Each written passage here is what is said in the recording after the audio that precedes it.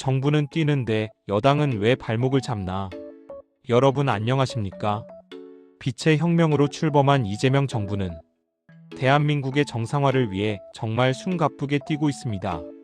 민생을 살리고 무너진 신뢰를 회복하고 국가 시스템을 다시 세우기 위해 한 걸음씩 전진하고 있습니다. 그런데 이상한 장면이 반복됩니다. 정작 집권 여당이라고 하는 민주당이 정부의 동력을 스스로 약화시키는 모습이 계속 나온다는 점입니다. 국민이 보고 싶은 것은 민생과 개혁의 성과입니다. 정부가 무엇을 바꾸고 어떤 결과를 만들어내는지입니다. 그런데 뉴스의 중심에는 정책이 아니라 불필요한 이슈가 올라옵니다. 갈등, 공방, 내부 소음, 태도 논란이 반복됩니다. 이쯤 되면 질문하지 않을 수 없습니다. 이것이 정말 우연입니까? 아니면 민주당 내부의 권력 투쟁이 정부의 추진력을 잡아먹고 있는 것입니까? 당내에서 서로의 입지를 다지고 주도권을 확보하기 위한 움직임이 커질수록 민주당은 국민이 아니라 자기들끼리의 전쟁에 더 집중하는 것처럼 보입니다. 정치는 메시지로 움직입니다. 그런데 메시지가 민생이 아니라 해명과 방어로 채워지는 순간 국민은 피로해집니다.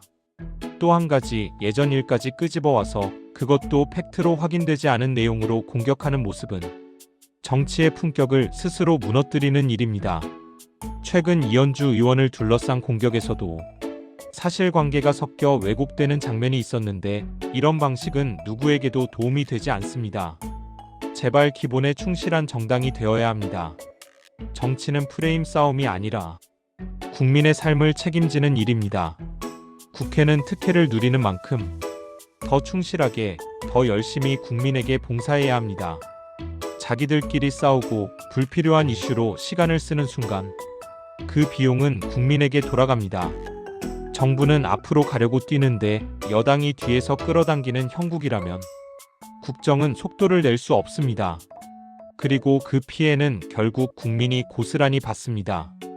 국민은 기대를 걸었는데 기대가 피로로 바뀌는 순간이 오면 정권의 동력은 급격히 떨어집니다. 지금 민주당이 해야 할 일은 분명합니다. 불필요한 이슈를 키우지 말고 내부 권력 다툼을 전면에 올리지 말고 이재명 정부가 추진하는 정상화 과제를 뒷받침해야 합니다. 정치가 민생보다 앞설 때 정치는 타락합니다.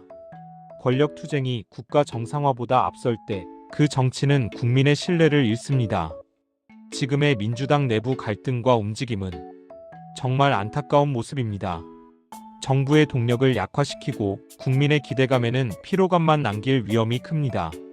이재명 정부가 대한민국 정상화를 위해 뛰고 있다면 여당은 최소한 발목을 잡지는 말아야 합니다.